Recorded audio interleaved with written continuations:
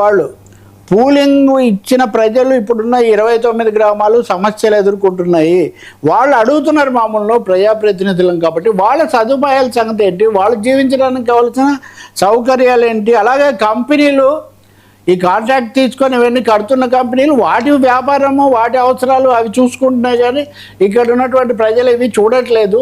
దాంతో ఆయన ఉదాహరణ కూడా ఇచ్చాడు. ఉదాహరణకు రాయపూడి ఫిషర్మెన్ కాలనీ దగ్గరికి వెళ్ళి చూడండి, లేకపోతే వెంకటాయపాలెంకి వెళ్ళి చూడండి, పెదపూడి నుంచి పలానా చోటికి వెళ్ళేటటువంటి చూడండి. ఊర్ల మధ్య అసలు రాకపోకలే చాలా సమస్యగా ఉన్నాయి. ఇప్పుడు సీడ్ యాక్సిస్ రోడ్డు మెయిన్గా వస్తుందని అంతవరకు ఓకే. ఈ అబౌట్ ఈ 29 విలేజెస్ ఎవరైతే త్యాగాలు చేసి భూములు ఇచ్చారని చెప్పారో అక్కడ వాళ్ళకి సంబంధించి చాలా తీవ్ర సమస్యగా ఉంది. కాబట్టి మంత్రి గారు ఈ భాగంతో పాటు ఈ భాగం కూడా చూడాలని. ఇది ఎందుకంటే ఇది బాగుంటేనే కదా అది బాగుండేది. మీకు నేను చాలాసార్లు ఈ విషయం చెప్తూ వచ్చా, వీక్షకులకు కూడా తెలుసు.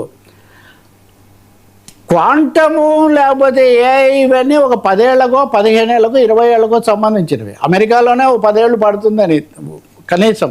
ఇప్పుడు చంద్రబాబు గారు చెప్పే ప్రకారం కూడా ఈ ఇన్ఫ్రా పూర్తి అవ్వడానికి 28 చివరిలో అవుతుంది. మరి అప్పటి వరకు స్థానికంగా ఉన్న ప్రజలు వాళ్ళ జీవనోపాధి, వాళ్ళ వ్యాపారాలు, వాళ్ళ పంటలు ఇవన్నీ ఏంటి? అదే సాక్షాత్తు పాలక పార్టీ సభ్యుడు సభలో మొదటి రోజే ఈ నేపథ్యంలో అడగాల్సి వచ్చిందంటే పరిస్థితి ఎలా ఉందని. మంచి విషయమే సార్. ప్రాబ్లమ్స్ అధికారంలో ఉన్నామని దాచిపెట్టకుండా ఈ ప్రాబ్లమ్స్ ఉన్నాయి. మంచిదే, ఆయన అడిగింది మంచిది. ఆ మంచి వీళ్ళని కూడా చేయమని చెప్తుంది ఆ మంత్రి గారు, నారాయణ గారు, లేదా బాధ్యులు ఎవరైతే ఉన్నారో మీ ఫోకస్ ఇటు కూడా పెట్టండి, ఈ విషయాలు కూడా మాట్లాడు. ఇప్పుడు 5 హబ్స్ అన్నాం అనుకోండి, ఈ విషయాలు రావట్లేదు కదా. అలాగే రైతులు సిఆర్డీఏ దగ్గరికి వెళ్ళి ఆందోళన చేయటం కానీ, చంద్రబాబు స్వయంగా వచ్చి మాట్లాడాల్సి రావటం కానీ, ఒక కమిటీ వేయటం కానీ, ఇవన్నీ మాట్లాడుతున్నప్పుడు జరిగినవి. ఇవి కొత్తవి ఏం కాదు. 5 ఏళ్ల కిందట జగన్మోహన్ రెడ్డి ఆపితే ఇది మళ్ళీ మొదలైంది. ఇప్పుడు బ్రాండ్ న్యూ ప్రాజెక్ట్ అనుకోండి వర్మ, ఎవరికేం తెలీదు.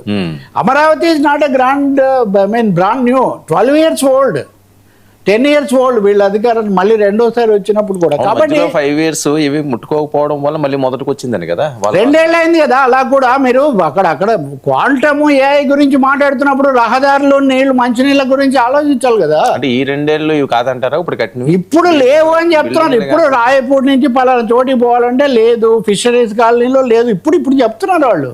పైగా ఫోకస్ ఎప్పుడైతే మీరు పెద్ద పెద్ద కాంట్రాక్టులు నిర్మాణ పనులు పెట్టారో వాళ్ళ ఫోకస్ దేని మీద ఉంది? వాళ్ళు తొందరగా ఇది పూర్తి చేయడం, తమకిచ్చిన కాంట్రాక్టులు పూర్తి చేయడం ఉంది. వాళ్ళకి 29 గ్రామాలకు సంబంధించిన జీవితము లేకపోతే అది ముఖ్యం కాదు కదా. అది లేకపోతే ఇది లేదు కదా.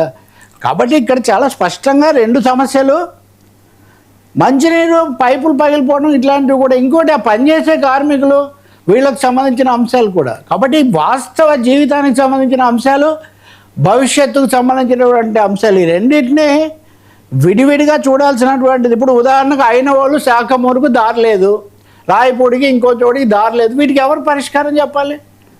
ఇవి ఎవరు ఆలోచన? నిజానికి ఇవి సులభం కదా. మొదట వీటి మీద దృష్టి పెట్టాలి కదా. ఈవెన్ చంద్రబాబు మొన్న మాట్లాడాక కౌలు పెంచామన్నారు కదా, అంతకుముందు కౌలు పెంచడం కూడా బకాయిల కోసం కూడా డబ్బులు విడుదల చేయాల్సి వచ్చింది కదా. 1000 కోట్లు భారీ ఇవన్నీ మనం మాట్లాడుతున్నప్పుడు వాస్తవాల్లో ఏదైనా వాస్తవాల్లో చేయటము, అలాగే పరిష్కారం కూడా వాళ్ళకు మేలు జరిగే అంశాలు. ఇప్పుడు మీరు క్వాంటమ్ ఎప్పుడు వర్మ క్వాంటమ్ కంప్యూటర్ ఇంకా నిర్మాణమే కాల.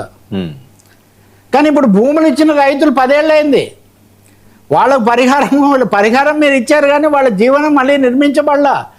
వాళ్ళు భూముల ధరలు పెరుగుతారు, ఏదో బతుకుతామని అనుకున్నారు వాళ్ళు, అంతే కదా. కాబట్టి ఈ రైతులు, ఈ వ్యవసాయ కార్మికులు, వృత్తిదారులు, వ్యాపారులు ఎవరైతే ఉన్నారో ఈ జీవితాన్ని కూడా కాపాడాల్సిన బాధ్యత ఇక్కడ మళ్ళీ రావాల్సిన బాధ్యత. వీళ్ళందరూ 2047 వరకు చూడలేరు కదా. విజన్ 2047, విజన్ 2039 అంటే వీళ్ళకి కుదరదు కదా. So that is what. ఇంకా చాలా చెప్తారు. ఇప్పుడు ఆయన పాపం, ఇప్పుడు ఆయన గురించి మాట్లాడే ఆయన ఏదో ఆయన చేసింది మంచిదే. ఆయనే కాదు, ఈ విధంగా చాలామంది మంత్రులు మాట్లాడుతున్నారు. విష్ణుకుమార్ రాజు అడిగాం కదా, కాంట్రాక్టర్ల వాణి. విష్ణుకుమార్ రాజు జోక్యం చేసుకొని ప్రశ్న అడుగుతాను నేను. ఇంత చిన్న ప్రశ్న నా జీవితంలో అడగలేదు. విష్ణుకుమార్ రాజు అంటే బీజేపీ ప్లస్ ఇది.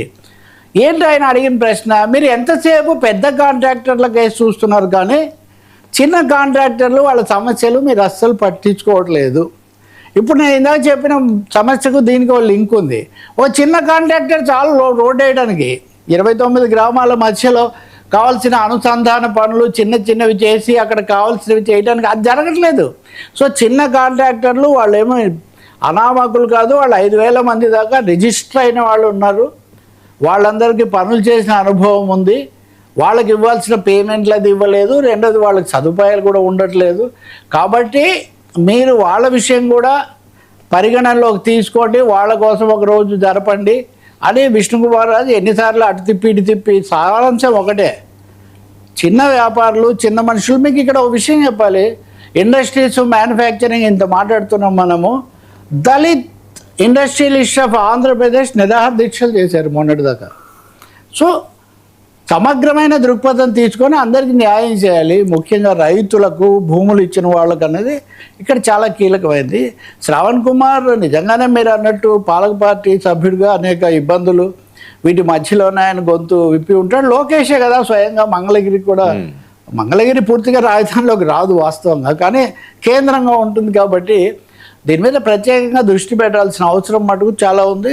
స్థానిక సమస్యలు చాలా ఎక్కువగా ఉన్నాయి. అవి ఫోకస్ అంతా అటు అయ్యేసరికి ఇటు ఈ భాగం దెబ్బతింటూ ఉంది. దట్ ఇస్ వాట్, ఇది అసెంబ్లీలో వచ్చినటువంటిది. ఇది ఒక విధంగా న్యూయార్క్ టైమ్స్ స్టోరీకి మీరు కంటిన్యూషన్ అనుకో.